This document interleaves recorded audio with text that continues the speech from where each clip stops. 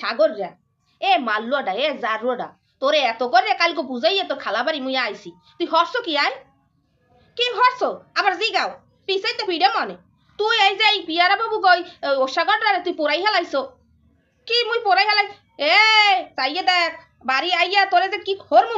মুই বাড়ি খালি আইয়ে লই তুই কালকে ফানু সুরাও নাই তো এত করে কালকে মুই বুঝাই আইছি যে তুই কলো কোনারে যাবি না মানুষের